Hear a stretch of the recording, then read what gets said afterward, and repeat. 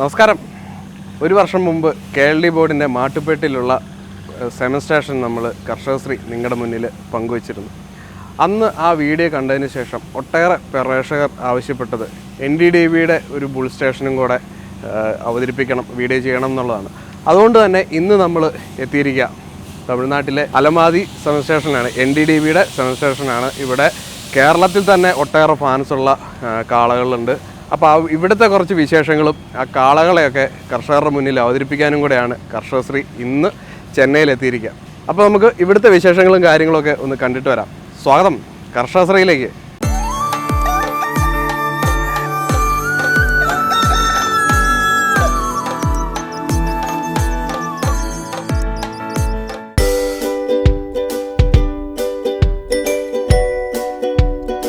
ദേശീയ ക്ഷീരവികസന വകുപ്പിന്റെ ഫീൽഡ് തല പ്രവർത്തനങ്ങൾ ഏകോപിപ്പിക്കുന്നത് ലാഭേച്ഛയില്ലാതെ പ്രവർത്തിക്കുന്ന NDDB ഡയറി സർവീസസ് ആണ്.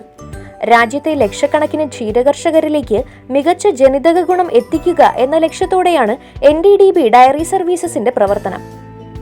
NDDB ഡയറി സർവീസസിന്റെ കീഴിൽ രാജ്യത്ത് 5 സെമൻ സ്റ്റേഷനുകളും 18 മിൽക്ക് പ്രൊഡ്യൂസർ കമ്പനികളും പ്രവർത്തിക്കുന്നു.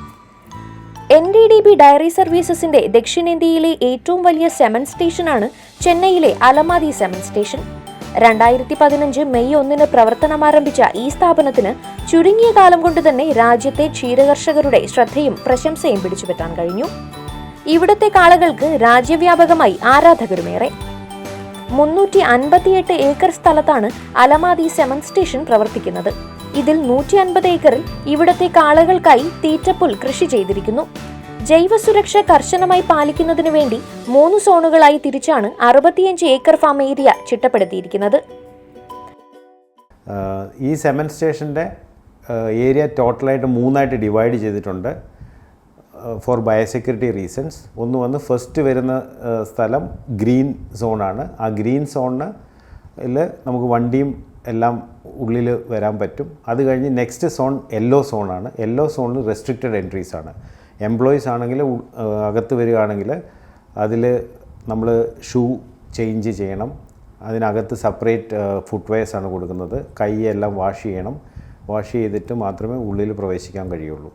ഈ യെല്ലോ സോണിലാണ് ഓഫീസും മറ്റ് സ്റ്റോഴ്സും ഫോഡറുടെ office, hay godown, silage godown, cattle feed godown എല്ലാം അതിലായിരിക്കും ഉള്ളത്. അതിന് ഉള്ളിൽ അത് കഴിഞ്ഞ് റെഡ് സോണുണ്ട്. റെഡ് സോണിൽ ബുൾഷെഡ്സ് എല്ലാം വരും. റെഡ് സോണിൽ റെസ്ട്രിക്റ്റഡ് എൻട്രിയാണ്. അതിൽ ഡെസിഗ്നേറ്റ് ചെയ്ത ആൾക്കാർ മാത്രമേ അവിടെ പോകാൻ പാടുള്ളൂ. അവർ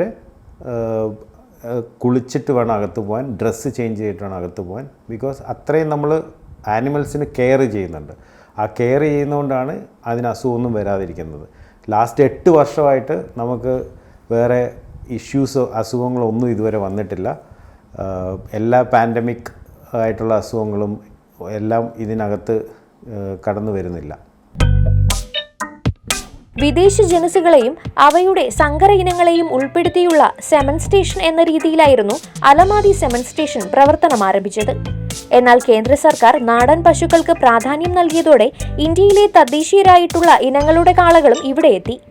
2017 മുതൽ നാടൻ കാളകളിൽ നിന്നുള്ള ബീജശേഖരണവും വിതരണവും ഇവിടെ നടക്കുന്നു. ഞങ്ങളുടെ എല്ലാ സെമൻ സ്റ്റേഷനിലും കൂടെ നോക്കിക്കഴിഞ്ഞാൽ 31 ബ്രീഡ്സ് ടോട്ടലുണ്ട്. Different breeds. ബഫലോയിൽ 7 ബ്രീഡ്സ്, ക്രോസ് ബ്രീഡിൽ 7 ബ്രീഡ്സ്, എക്സോട്ടിക്കിൽ 2 ബ്രീഡ്സ്, HF ആൻഡ് ജേഴ്സി. ഇൻഡിജീനസിൽ ഏകദേശം 15 ബ്രീഡ്സ് മെയിൻറ്റെയിൻ ചെയ്യുന്നുണ്ട്. അലമാതി സെമൻ സ്റ്റേഷനിലാണ് ഏറ്റവും കൂടുതൽ നാട്ടുമാടുള്ളത്. കാരണം നമ്മുടെ സൗത്തിൽ തന്നെ എല്ലാവർക്കും അറിയാം, ഓരോ സ്റ്റേറ്റിനും അവരുടേതായ ആനിമൽസ് ഉണ്ട്. തമിഴ്നാടിന് കാങ്കയം, ഉമ്പലച്ചേരി, അതുപോലെ ആന്ധ്രയ്ക്ക് പുങ്കനൂർ, ഓങ്കോൾ, കേരളത്തിന് വെച്ചൂർ, കർണാടകയ്ക്ക് ഹള്ളിക്കർ, ഖില്ലാർ. അപ്പം ഈ പറഞ്ഞ ബ്രീഡ്സിനെ എല്ലാം ഞങ്ങളിവിടെ മെയിൻറ്റെയിൻ ചെയ്യാൻ ആരംഭിച്ചു. അതനുസരിച്ച് ഒരു നേറ്റീവ് ബ്രീഡ്സിൻ്റെ ഒരു സംരക്ഷണവും കൂടാണ് ഇതിൽ നിന്ന് ഞങ്ങൾ ഉദ്ദേശിക്കുന്നത്. സോ ഇത് തനത് നമ്മുടെ ആ ഒരു ആവശ്യകത അങ്ങനെ കണ്ടിന്യൂ ചെയ്ത് പോകണമെന്നുള്ളതുകൊണ്ട് അതിനെ നമ്മൾ ചെയ്യുന്നു. ഓൾമോസ്റ്റ് ഒരു 40% ആനിമൽസ് ഇവിടെ ഉള്ളത് ഇപ്പം നാടൻ ജനുസുകളാണ്. ഇതിലെല്ലാം നമുക്ക് അതിൻ്റേതായ പ്രൊജൻ ടെസ്റ്റിംഗ് സ്കീംസുകൾ ഉണ്ടാകുന്നുണ്ട്, അല്ലെങ്കിൽ ഗവൺമെൻറ് കൺസർവേഷൻ പ്രോഗ്രാംസ് ഉണ്ടാകുന്നുണ്ട്. അത് ത്രൂ ആണ് നമ്മൾ ആനിമൽസിനെ പർച്ചേസ് ചെയ്യുന്നത്. അല്ലാതെ ഏതെങ്കിലും ഒരു പർട്ടിക്കുലർ ബ്രീഡിനെ കണ്ടു കഴിഞ്ഞാൽ അതിനെ പോയി പർച്ചേസ് ചെയ്യാൻ പറ്റില്ല ബുൾസിനെ. അതിൻ്റെ സ്പെസിഫിക്കായിട്ട് ഇപ്പോൾ ഫോർ എക്സാമ്പിൾ കാങ്കയം ആണെങ്കിൽ കാങ്കയം പ്രോജക്റ്റ് ഉണ്ട് തമിഴ്നാട്ടിൽ. അത് തമിഴ്നാട് മൃഗസംരക്ഷണ വകുപ്പുമായിട്ട് ബന്ധപ്പെട്ട് അവർ ത്രൂ ആണ് നമ്മൾ ആ ആനിമൽസിനെ പർച്ചേസ് ചെയ്തേക്കുന്നത്. വെച്ചൂരാണെങ്കിൽ നമ്മുടെ യൂണിവേഴ്സിറ്റി വെറ്റിനറി യൂണിവേഴ്സിറ്റി ഉണ്ട്, വെറ്റിനറി യൂണിവേഴ്സിറ്റിയിൽ നിന്നാണ് പർച്ചേസ് ചെയ്തേക്കുന്നത്. അതുപോലെ ഓങ്കോള് പൊങ്ങന്നൂരിൽ അതാത് സ്ഥലങ്ങളിലുള്ള പ്രോജക്ട്സിൽ നിന്ന് പ്രൊക്യൂർ ചെയ്തിട്ടുണ്ട്. എല്ലാത്തിനും പെഡിഗ്രി എല്ലാം ഉള്ള ബുൾസിനെയാണ് നമ്മൾ പ്രൊക്യൂർ ചെയ്തേക്കുന്നത്. ഡെൻമാർക്കിൽ നിന്നും ജർമ്മനിയിൽ നിന്നും ഇറക്കുമതി ചെയ്ത ഹോൾസ്റ്റൻ ഫ്രീഷ്യൻ ജേഴ്സി ഇനങ്ങളിൽപ്പെട്ട 50 കാളകൾ ഇവിടെയുണ്ട്. ഇവയുടെ ബീജസ്ട്രോകൾക്ക് ഏറ്റവും അധികം ആവശ്യക്കാരുള്ളത് പഞ്ചാബിലാണ്. പഞ്ചാബിൽ PDFA മീറ്റ് എല്ലാ വർഷവും നടക്കുന്നുണ്ട്. ലാസ്റ്റ് ഇയറിലും അതിനകത്ത് ടോപ്പ് 10 ബുൾസിൽ നമ്മുടെ ഇവിടുത്തെ പല ബുൾസിൻ്റെയും ഡോട്ടേഴ്സാണ് വന്നേക്കുന്നത്. ജേഴ്സിയിലാണ് നമ്പർ 1 വന്നത് നമ്മുടെ 40146 എന്ന് പറഞ്ഞ ബുള്ളിൻ്റെ ഡോട്ടറാണ് നമ്പർ 1 ആയിട്ട് സെലക്ട് ചെയ്ത്. അതുപോലെ തന്നെ 40116, 40120, 40138 ഇതെല്ലാം നല്ല ഡിമാൻഡ് ഭയങ്കരമായിട്ടുള്ള ബുൾസാണ്. അതിൻ്റെയൊക്കെ സ്റ്റോക്ക് നമ്മൾ ഉണ്ടായി കഴിഞ്ഞാൽ ഒരു 30 ഡേയ്സ് ക്വാറൻറ്റൈൻ കഴിഞ്ഞ് കഴിഞ്ഞാൽ 31st ഡേയിൽ ഫീൽഡിലേക്ക് പോവുകയാണ്. പിന്നെ പുതിയ ഇപ്പോൾ ജർമ്മനിയിൽ നിന്ന് വന്ന ബുൾസുണ്ട്. ആ ജർമ്മനിയിൽ നിന്ന് വന്ന ബുൾസിൽ ഇപ്പോൾ ഏറ്റവും കൂടുതൽ ഹയസ്റ്റ് ഡാംസീലുള്ള ബുള്ളുണ്ട് 40432, 40433. ഇതിന് 19,000+ ആണ് അതിൻ്റെ ഡാംസീൽഡ്. സോ അതിനും ഇപ്പം പ്രിയം ഏറി വരുന്നുണ്ട്. പഞ്ചാബിലെല്ലാം ഓൾറെഡി ഡിസ്ട്രിബ്യൂട്ട് ചെയ്തു, അതിൽ കുട്ടികളുണ്ടായി തുടങ്ങി. അതിൻ്റെ കൺസെപ്ഷൻ റേറ്റൊക്കെ നല്ലതാണെന്ന് പറയുന്നു. മീൻസ് ചിലരൊക്കെ ഈവൻ ചെയ്തതിൽ 80% മുകളിൽ കൺസെപ്ഷൻ റേറ്റ് ആ പർട്ടിക്കുലർ സെമൻ യൂസ് ചെയ്തിട്ട് വന്നെന്നാണ് റിപ്പോർട്ട്സ് പറയുന്നത്.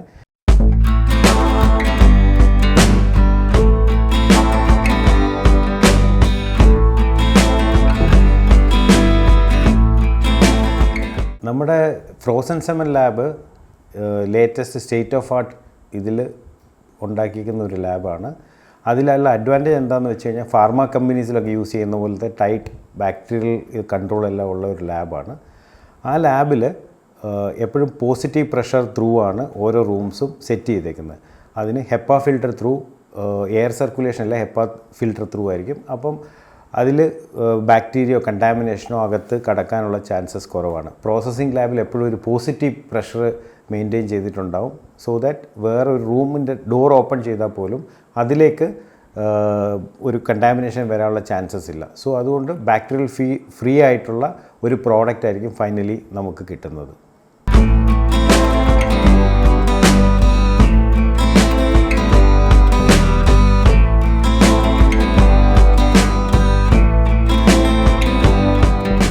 നമ്മളിവിടെ മെയിൻറ്റെയിൻ ചെയ്യുന്നത് 287 ബുൾസ് ആസ് ഓൺ ഡേറ്റ് ഉണ്ട് നമ്മുടെ കയ്യിൽ.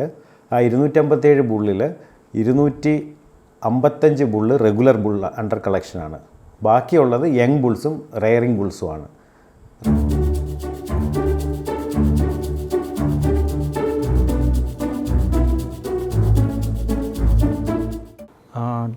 புல்ஸ் வந்து குவாரண்டைன்லேருந்து உள்ள செமன்ஸ்ட்ரேஷன் வரதுக்கு முன்னாடியே வந்து ஐபிஆர், ப்ரூசெல்லா, பிவிடி, ட்ரைகோ, கேம்பைலோ, டிபி, ஜேடி இது போன்ற நோய்கள்லாம் வந்து குவாரண்டைன்லேயே டெஸ்ட் பண்ணிவிட்டு உள்ள புல்ஸு வந்து கொண்டு வரப்படும். அந்த புல்ஸ் கொண்டு வந்து செமன்ஸ்ட்ரேஷனுக்குள்ளே கொண்டு வந்த புல்ஸு பாடி ஃபைட் அப்புறம் ஸ்கோட்டல் சர்க்கம்பரன்ஸ் அப்புறம் வந்து ஏஜ்னு அனுசரித்து வச்சு நம்ம வந்து இதுக்கு வந்து புல்ஸு ட்ரைனிங்க்கு போடுவோம்.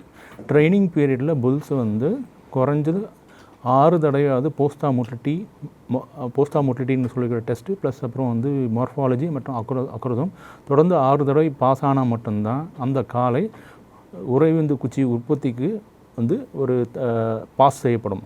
அதாவது ரெகுலர் புல்லுன்னு குவாலிஃபை ஆகும். எனவே இது மாதிரி வந்து நாங்கள் இது ஒரு ஸ்டாண்டர்ட் ப்ரொசீஜராக வந்து ட்ரைனிங் காளைகளுக்கு ட்ரைனிங் கொடுத்து நம்ம இந்த முறையில் வந்து காளைகளை ரெகுலரைஸ் பண்ணுறோம்.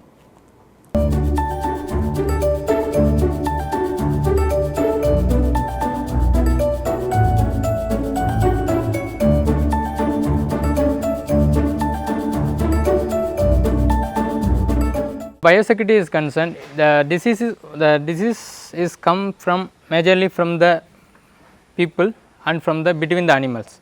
So whatever we discussed is about how to control the disease by transmitting from the animals. The other aspect is how to prevent the spread of disease from the humans. We are strictly maintaining biosecurity protocols like the washing the hands with soda ash, 4% soda ash, and foot bath with 4% soda ash prevent the disease entering from through the mens. In addition to that, we are providing the separate the dress code, that is uniform for the workers who are working inside the farm. They have to take bath every day before entering the farm, and they have to change the dress every day. In addition to that, the brucella, brucella is a zoonotic disease which may transmit from the humans to the animals and animals to the humans. So the workers who are working inside the farms were tested against the brucella and TB once in a year by the Human Research Institute.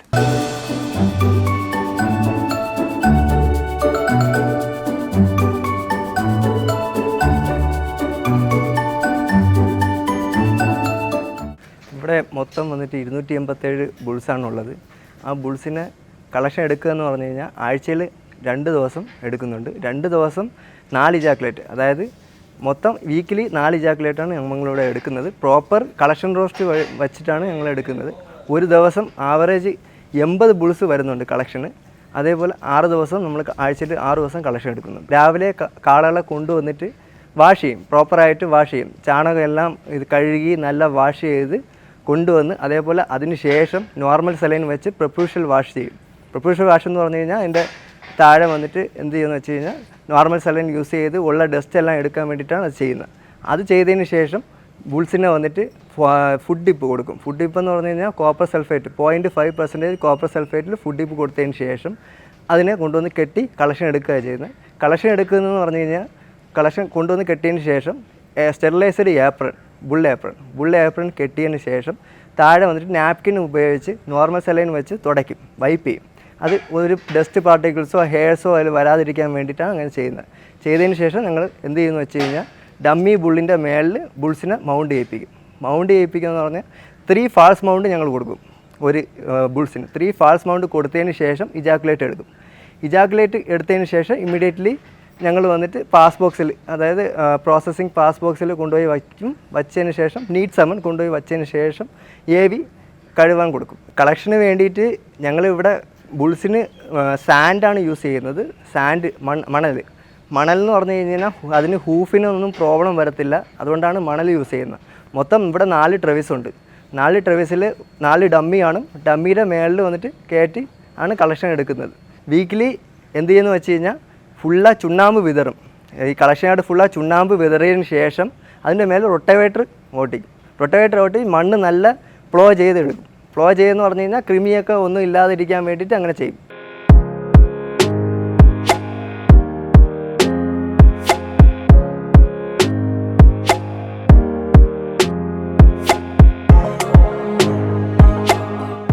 Semen collection കഴിഞ്ഞതിന് ശേഷം semen collectors ആ semen processing ലബോറട്ടറിയുടെ pass ബോക്സിലാണ് വയ്ക്കുന്നത്. ആ semen processing laboratory pass box നമ്മൾ 34 degree സെൽഷ്യസിലാണ് maintain ചെയ്യുന്നത്.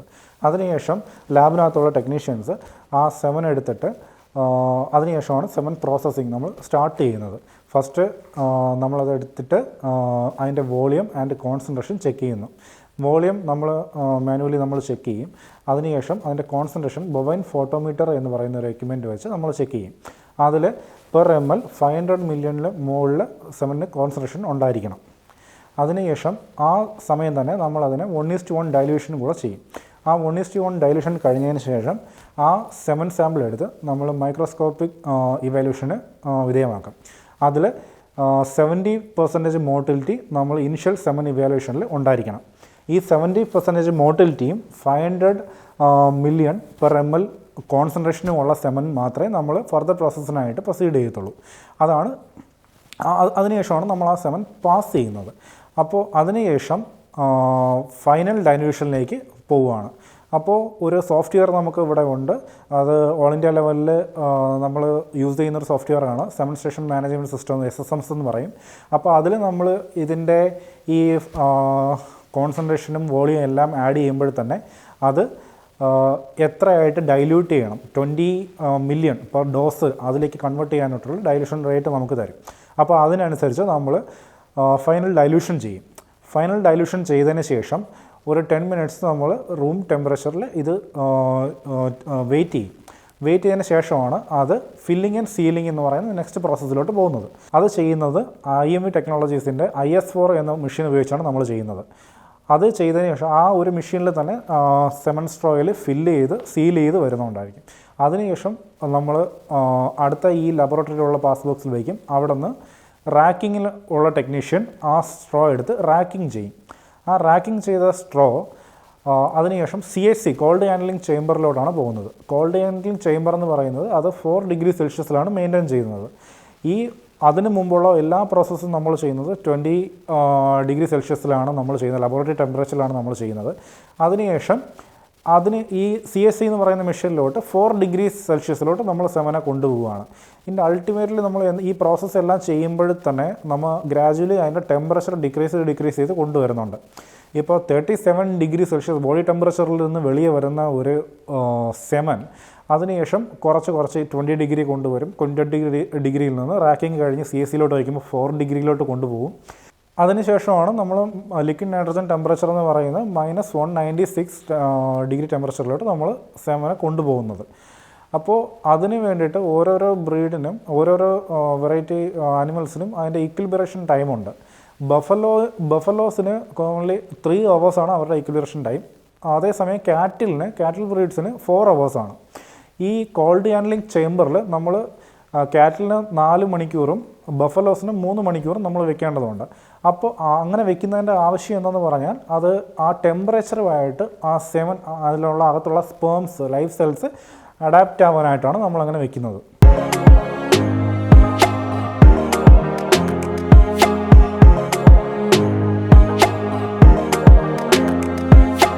ഈക്വിലിബ്രേഷൻ time കഴിഞ്ഞ 7 ഡോസസിനെ നമ്മൾ liquid nitrogen ടെമ്പറേച്ചറിലോട്ട് കൊണ്ടുപോകുന്നതാണ്.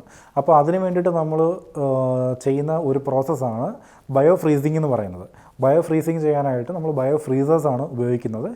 അതിന് 3 ടെമ്പറേച്ചർ ഗ്രാജുവലി റെഡ്യൂസ് കൊണ്ടുപോകാനാണ് ഈ ബയോ ഫ്രീസിംഗ് നമ്മൾ ഉപയോഗിക്കുന്നത്. അതിന് 3 പാർട്ടായിട്ട് നമുക്ക് ഡിവൈഡ് ചെയ്യാൻ പറ്റും.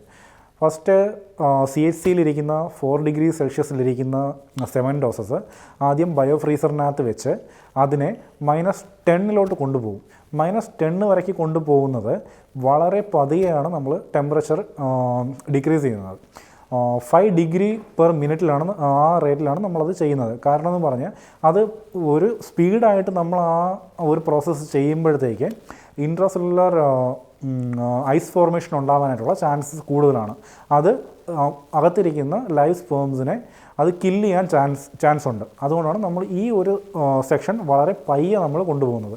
അതിനുശേഷം -10 to -100 ഭയങ്കര ഫാസ്റ്റായിട്ട് നമ്മൾ ടെമ്പറേച്ചർ റെഡ്യൂസ് ചെയ്യും. ഒരു 40 ഡിഗ്രി പെർ മിനിറ്റിലാണ് നമ്മളത് റെഡ്യൂസ് ചെയ്യുന്നത്. അതിനുശേഷം -100 to -140 എന്ന് പറയുന്ന ഒരു സെക്ഷനിൽ നമ്മൾ 20 ഡിഗ്രി പെർ മിനിറ്റാണ് നമ്മൾ വീണ്ടും അതിൻ്റെ റേറ്റ് കുറയ്ക്കുകയാണ് ചെയ്യുന്നത്. അതിനുശേഷം -140 വരുന്ന 7 ഡോസസ് നേരിട്ട് നമുക്ക് അതിനുശേഷം -196 ലിക്വിഡ് നൈട്രജൻ ടെമ്പറേച്ചറിലോട്ട് നമുക്ക് ഡിപ്പ് ചെയ്യാൻ പറ്റും. അപ്പോൾ ഈ ഗ്രാജുവലി ഈ ടെമ്പറേച്ചർ കുറയ്ക്കുന്നതിനെന്ന് പറഞ്ഞാൽ അതിൻ്റെ കോൾഡ് ഷോക്ക് ഒഴിവാക്കാനായിട്ടാണ് നമ്മൾ ഈ ഗ്രാജുവലി ടെമ്പറേച്ചർ ഡിക്രീസ് ചെയ്യുന്നത്.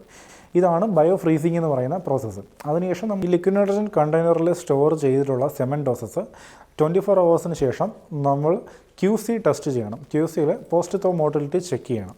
അപ്പോൾ നെക്സ്റ്റ് ഡേ അത് QC ലാബിലോട്ട് ഈ 7 ഡോസസ് ട്രാൻസ്ഫർ ചെയ്യപ്പെടും.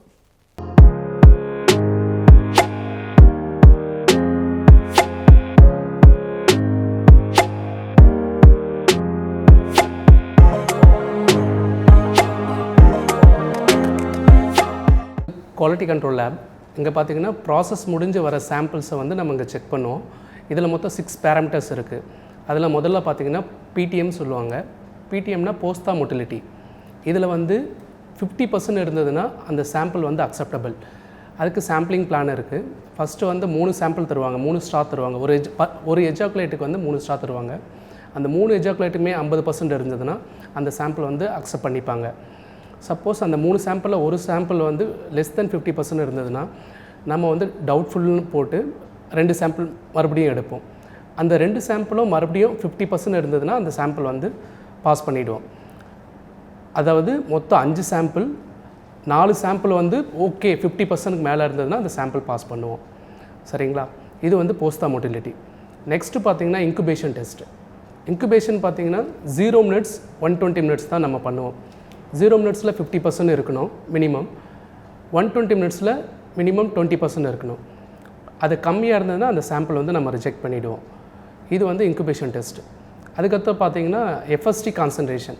இப்போ அவங்க கொடுக்குற அந்த ஒரு ஸ்ட்ராவில் வந்து 20 மில்லியன் இருக்கணும்னு சொல்லி தான் நம்ம எஸ்ஓபி சொல்லுது.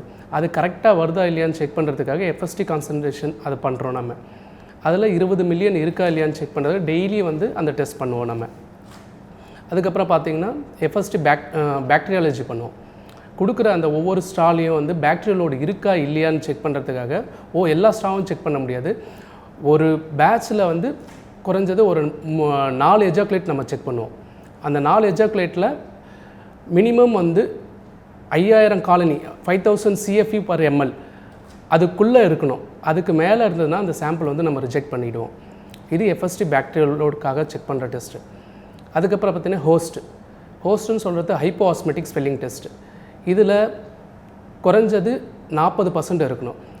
40% கீழே உள்ள சாம்பிள் வந்து நம்ம ரிஜெக்ட் பண்ணிவிடுவோம். இந்த டெஸ்ட் வந்து ஃபெர்டிலிட்டிக்காக. இது 40% மேலே இருந்தால் நல்ல ஃபெர்டிலிட்டி கிடைக்கும் நமக்கு. அதுக்காக அந்த டெஸ்ட்டு பண்ணுறோம். அதுக்கப்புறம் பார்த்திங்கன்னா அக்ரோசோம் பர்சன்ட் இன்டாக்ட் அக்ரோசோம். அதாவது ஒரு ஸ்பெர்மில் அந்த அக்ரோசோம் கேப்ன்றது ரொம்ப முக்கியம். அந்த அக்ரோசோம் கேப் இருக்கா இல்லையான்னு செக் பண்ணுறதுக்காக அந்த டெஸ்ட் பண்ணுறோம். அது வந்து பார்த்திங்கன்னா நம்ம இன்றைக்கி நம்ம ஸ்மியர் போட்டு ஸ்ட்ரெயின் பண்ணோம்னா 72 ஹவர்ஸ் கழிச்சு தான் ரிசல்ட்டு நம்ம பார்ப்போம். 3 days ஆகும். அதில் வந்து 65% மினிமம் 65% இருக்கணும். 65க்கு கம்மியாக இருந்ததுன்னா அந்த சாம்பிளையும் நம்ம ரிஜெக்ட் பண்ணுவோம். மோர் தென் 65% அக்செப்டபிள். இந்த 6 டெஸ்ட் தான் நம்ம இங்கே பண்ணிகிட்ருக்கோம். இது பண்ணி முடித்ததுக்கப்புறம் தான் வந்து டிஸ்பேட்சே பண்ணுவாங்க. ஏன்னா அக்ரோசோம் பார்த்திங்கன்னா 3 நாள் டைம் எடுக்கும். அதனால் வந்து 7 days கழிச்சு தான் டிஸ்பேட்ச் பண்ணோம். அந்த 7 days வந்து இங்கே நம்ம ஸ்டோர் பண்ணி வச்சுருப்போம் சாம்பிள். அந்த 7 days முடிஞ்சதுக்கப்புறம் தான் நம்ம டிஸ்பேட்ச் பண்ணோம். இந்த டெஸ்ட்லாம் தான் இங்கே நம்ம பண்ணிகிட்டு இருக்கோம். சரிங்களா? இப்போது இந்த நம்ம சொன்ன இந்த 6 டெஸ்ட்டுமே முடிஞ்சதுக்கு அப்புறம் தான் வந்து நம்ம செமன் லேப்லேருந்து மார்க்கெட்டிங் அந்த டோஸ் எல்லாமே ட்ரான்ஸ்ஃபர் பண்ணுவோம். அது வரைக்கும் இங்கே செமன் லேபில் தான் இருக்கும். ஏன்னா இந்த 6 டெஸ்ட்டு முடிகிற வரைக்கும் நம்ம வெளில கொண்டு போவோம். சப்போஸ் ஏதாச்சும் ஒரு சாம்பிள் டிஸ்கார்ட் ஆகுதுன்னா அது வந்து இதுவாகும். அதனால் வந்து 7 daysக்கு அப்புறம் தான் செமன் லேப் டு மார்க்கெட்டிங் நம்ம ட்ரான்ஸ்ஃபர் பண்ணுவோம். இதுதான் வந்து இங்கே உள்ள ரூல்ஸ்.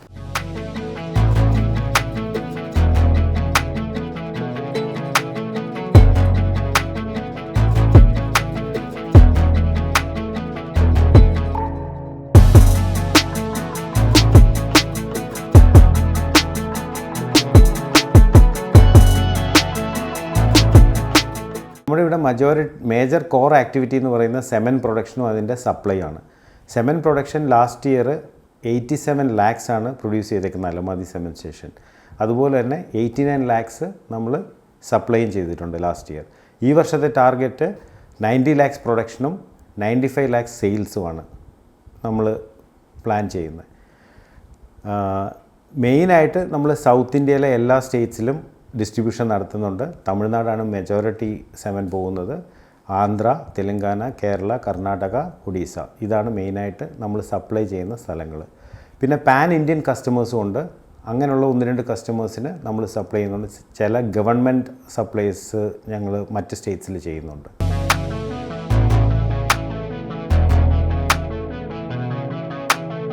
ചൂടുള്ള കാലാവസ്ഥയാണ് ചെന്നൈയിൽ മിക്കപ്പോഴും. അതുകൊണ്ട് തന്നെ കാളകളെ പാർപ്പിച്ചിരിക്കുന്ന ഷെഡിന്റെ നിർമ്മാണത്തിലും പ്രത്യേകതയുണ്ട്. സൂര്യപ്രകാശം കടക്കുന്നത് ഒഴിവാക്കുന്നതിനായി കിഴക്ക് പടിഞ്ഞാറ് ദിശയിലാണ് ഷെഡിന്റെ നിർമ്മാണം.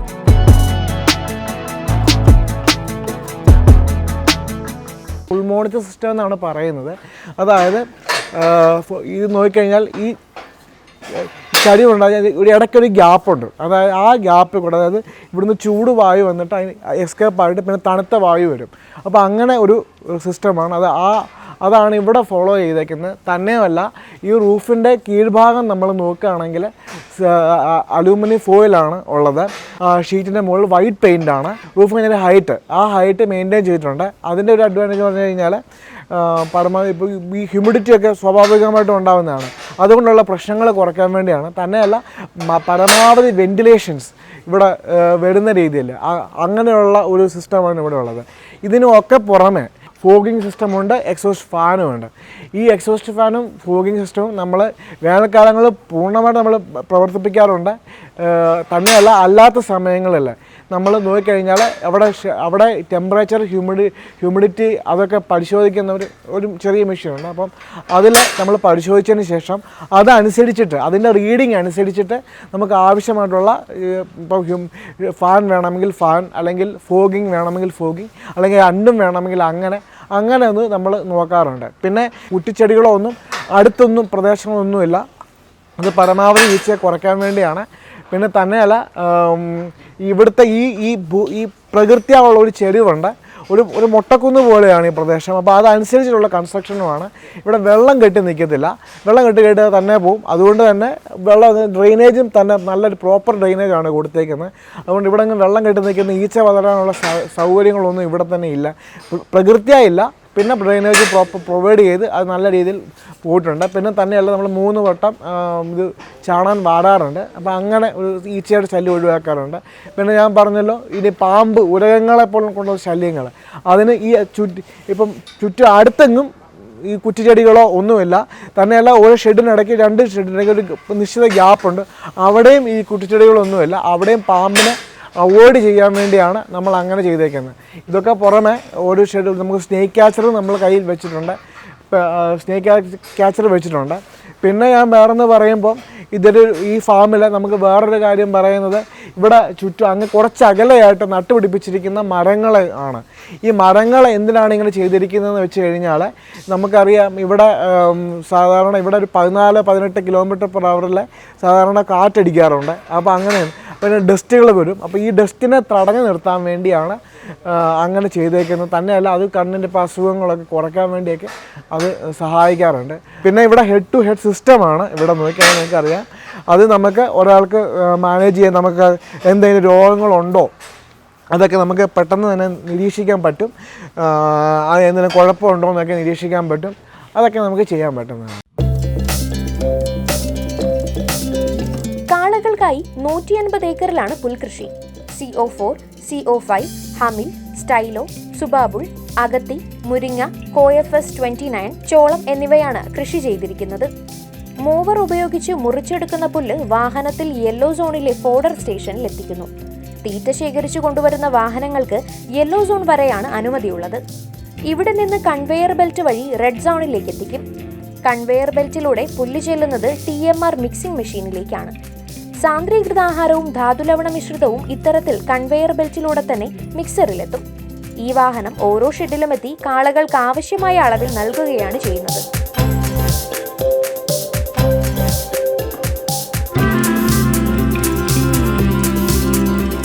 അഡൽറ്റ് ബുള്ളിന് അതിൻ്റെ ബോഡി വെയ്റ്റിൻ്റെ 1.67 ഡ്രൈ മാറ്റർ കിട്ടുന്ന രീതിയിലുള്ള ആണ് നമ്മൾ കൊടുക്കുന്നത്. അതായത് യങ് ബുൾസിന് 2%, അത് ജനറലി പറഞ്ഞാൽ അത്രയുമാണ്. പിന്നെ അത് എപ്രകാരം നമുക്ക് ഈ വളത്തിൽ എങ്ങനെയാണെന്ന് പറഞ്ഞാൽ ഒരു ശരാശരി ഒരു ബുള്ളിന് ഏകദേശം 20 കിലോ പുല്ല്, അത് ഏകദേശം 3 കിലോ കാലിത്തീറ്റ, 3 കിലോ ഡ്രൈ ഫോഡർ, പിന്നെ ഒരു 100 ഗ്രാം മിനറൽ മിക്സ്ചറും കിട്ടുന്ന രീതിയിലാണ് ഏറ്റവും കുറഞ്ഞ രീതിയിൽ പറഞ്ഞു കഴിഞ്ഞാൽ അപ്രകാരമാണ് ചെയ്യുന്നത്.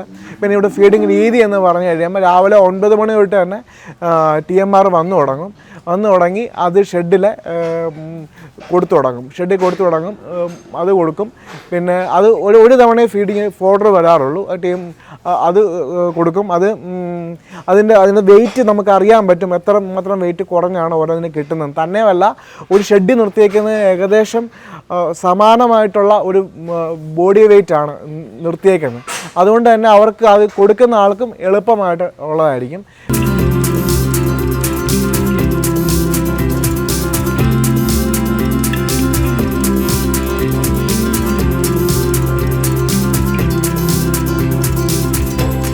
ബ്രീഡിംഗ് ബുൾസിന് എക്സസൈസ് വേണം, അതിന് സ്പേസ് വേണം, അതിന് പാർപ്പിക്കുന്ന സ്ഥലത്ത് സ്പേസ് ഉണ്ടായിരിക്കണം. ഇപ്പോൾ ഇവിടെ സാധാരണ റിക്വയർമെൻറ്റ് 10 മീറ്റർ സ്ക്വയർ ആണ്. പക്ഷേ ഇവിടെ നമ്മൾ കൊടുത്തിരിക്കുന്നതെന്ന് പറഞ്ഞാൽ 3x8, അതായത് 24 സ്ക്വയർ മീറ്റർ സ്പേസ് കൊടുത്തിട്ടുണ്ട്. തന്നെയല്ല ഇതിൻ്റെ കൺസ്ട്രക്ഷൻ നമുക്ക് നോക്കിക്കഴിഞ്ഞാൽ അറിയാം, പകുതി കോൺക്രീറ്റ് പകുതി മണ്ണാണ്. അങ്ങനെ കൊടുത്തിരിക്കുന്നതെന്ന് പറഞ്ഞാൽ ഹൂഫിന് നല്ലതാണ്. മണ്ണായതുകൊണ്ട് കോൺക്രീറ്റ് തന്നെ നിൽക്കുന്നത് ബുദ്ധിമുട്ടാണ്. അതിനു വേണ്ടിയാണ് അങ്ങനെ പകുതി മണ്ണ് കൊടുത്തിരിക്കുന്നത്. പിന്നെ ഒരു ഷെഡിൻ്റെ സൈസ് എന്ന് പറഞ്ഞാൽ നമ്മുടെ 24x81 ആണ്. അല്ല ഒരു ഷെഡിനകത്ത് 52 പെന്നുകളുണ്ട്. അങ്ങനെ 6 ഷെഡുകൾ ഇവിടെയുണ്ട്. അതാണ്. പിന്നെ ഇവിടുത്തെ ഷെഡിൻ്റെ ഇത് നോക്കിക്കഴിഞ്ഞാൽ നമുക്ക് മനസ്സിലാക്കാവുന്ന കാര്യം എന്ന് പറഞ്ഞാൽ അവിടെ ഒരു വർക്കറിന് സുരക്ഷിതമായിട്ട് നിന്ന് ജോലി ചെയ്യാൻ പറ്റുന്ന രീതിയിലുള്ളതാണ്. ഇപ്പോൾ ഒരു അബദ്ധവശാൽ എങ്ങനെ ഒരു മാടിടഞ്ഞാൽ തന്നെ അതിന് രക്ഷപ്പെടാൻ പെട്ടെന്ന് പറ്റുന്ന രീതിയിൽ അവിടെ നോക്കിയാൽ അറിയാം ഉണ്ട്. പക്ഷേ എന്നാൽ മാടിനെ ഒന്നും ഇടിക്കാൻ പറ്റത്തില്ല. അങ്ങനെയുള്ള ഒരു രീതി കൺസ്ട്രക്ഷനാണ് ഇവിടെ, ഡിസൈനാണ് ഇവിടെ ഉള്ളത്.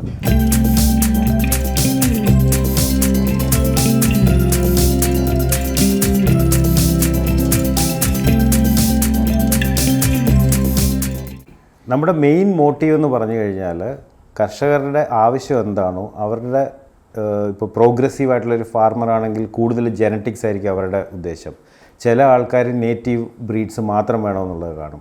അങ്ങനെയുള്ള ആവശ്യം അനുസരിച്ച് ഞങ്ങൾ ആ പറയുന്ന ബ്രീഡ്സിൻ്റെ ബെസ്റ്റ് ക്വാളിറ്റി സെമൻ ഫീൽഡിൽ അവൈലബിൾ ആക്കുക എന്നുള്ളതാണ് ഞങ്ങളുടെ മെയിൻ ഒബ്ജക്റ്റീവ്.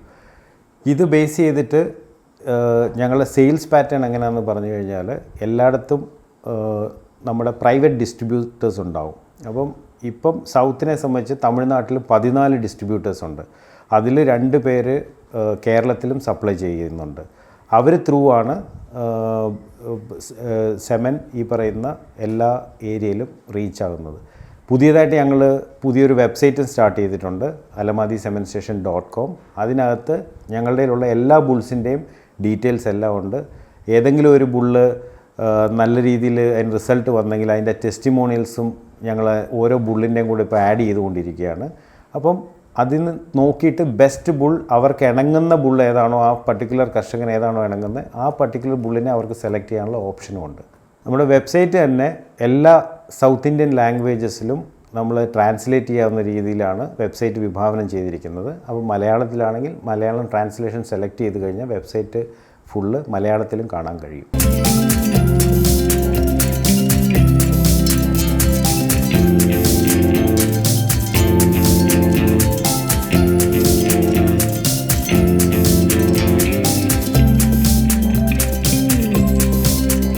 ഞങ്ങളുടെ അടുത്ത ഒരു ആക്ടിവിറ്റി എന്ന് പറഞ്ഞു കഴിഞ്ഞാൽ ട്രെയിനിങ് ആണ്. നമ്മളുടെ ഇവിടുത്തെ അൺഎംപ്ലോയ്ഡ് യൂത്ത്, അങ്ങനെയുള്ള ആൾക്കാരെ ഐഡൻറ്റിഫൈ ചെയ്ത് 10ാം ക്ലാസ് എങ്കിലും മിനിമം പാസ്സായിട്ടുള്ള ആളായിരിക്കണം, ഡ്രൈവിംഗ് ലൈസൻസ് ഉള്ള ആളായിരിക്കണം. അവരെ നമുക്ക് ഞങ്ങളുടെ ഡിസ്ട്രിബ്യൂട്ടർ സെലക്ട് ചെയ്ത് ഐഡൻറ്റിഫൈ ചെയ്ത് ഞങ്ങൾക്ക് അവരുടെ ഡീറ്റെയിൽസ് തന്നതിന് ശേഷം ഞങ്ങൾ അവരെ ഇൻ്റർവ്യൂ ചെയ്ത് ഷോർട്ട് ലിസ്റ്റ് ചെയ്ത് കേപ്പബിൾ ആയിട്ടുള്ള ആളാണെങ്കിൽ അവർക്ക് ഞങ്ങൾ ട്രെയിനിങ് NDDBയുടെ സദേൺ റീജിയണൽ ട്രെയിനിങ് സെൻറ്റർ ഉണ്ട് ഈറോഡിൽ, അവിടെ ട്രെയിൻ ചെയ്യുന്നതാണ്. അത് 45 ഡേയ്സിൻ്റെ ഒരു തിയറി ട്രെയിനിങ്ങും 75 ഡേയ്സിൻ്റെ ഒരു പ്രാക്ടിക്കൽ ട്രെയിനിങ്ങുമാണുള്ളത്. അത് കഴിഞ്ഞതിന് ശേഷം അവർക്ക് ഫീൽഡിൽ ഫ്രീലാൻസ് ആയിട്ട് പ്രൈവറ്റായിട്ട് അവർക്ക് ആർട്ടിഫിഷ്യൽ ഇൻസെമിനേഷൻ ചെയ്യാവുന്നതാണ്.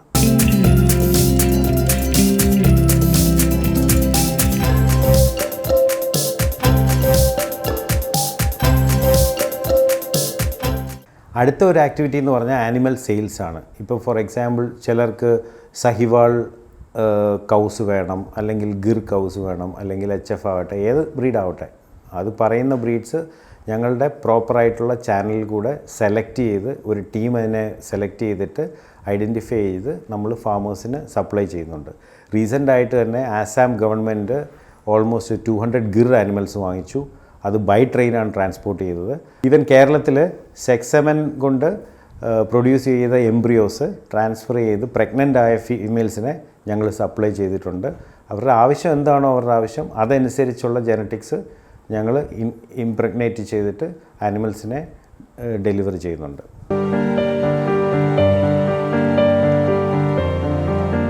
നൂറോളം ജീവനക്കാരുടെ ഒത്തൊരുമയോടുള്ള പ്രവർത്തനമാണ് അലമാതി സെമൻ സ്റ്റേഷന്റെ അടിത്തറ.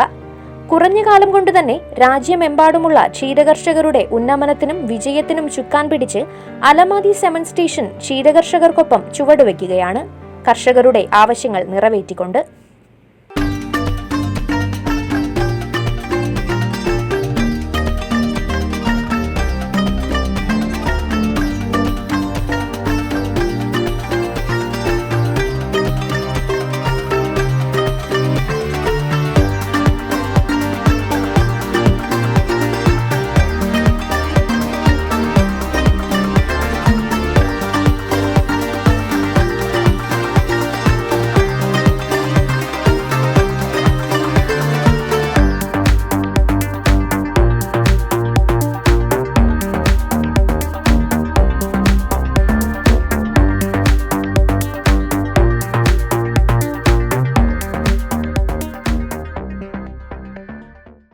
മികച്ച പാലുൽപാദനമുള്ള പശുക്കളെ സ്വന്തം തൊഴുത്തിൽ നിന്ന് വളർത്തിയെടുക്കാൻ കഴിയുന്നത് ഓരോ കർഷകൻ്റെയും വിജയത്തിന് ആധാരമാണ്. അത്തരത്തിൽ ഒട്ടേറെ കർഷകർ മികച്ച ഉൽപാദനമുള്ള കുഞ്ഞുങ്ങളെ പ്രൊഡ്യൂസ് ചെയ്യാൻ കഴിയുന്ന വിധത്തിൽ വിദേശത്ത് നിന്ന് ഇറക്കുമതി ചെയ്ത ബുള്ളുകളുടെ സെമൻ യൂസ് ചെയ്യാറുണ്ട്. നമ്മുടെ കേരളത്തിലും ഒട്ടേറെ കർഷകർ അങ്ങനെ യൂസ് ചെയ്യുന്നുണ്ട്. അതുകൊണ്ട് തന്നെയാണ് നമ്മൾ NDDBയുടെ അലമാതി സെമൻ സ്റ്റേഷനിൽ എത്തിയത്. ഇവിടുത്തെ കാളകളെയും ഇവിടുത്തെ വിശേഷങ്ങളും എല്ലാം നിങ്ങളുടെ മുന്നിൽ പങ്കുവച്ചു. ഇനി നമുക്ക് മറ്റൊരു കാർഷിക വിശേഷത്തിലൂടെ വീണ്ടും കാണാം. നന്ദി, നമസ്കാരം.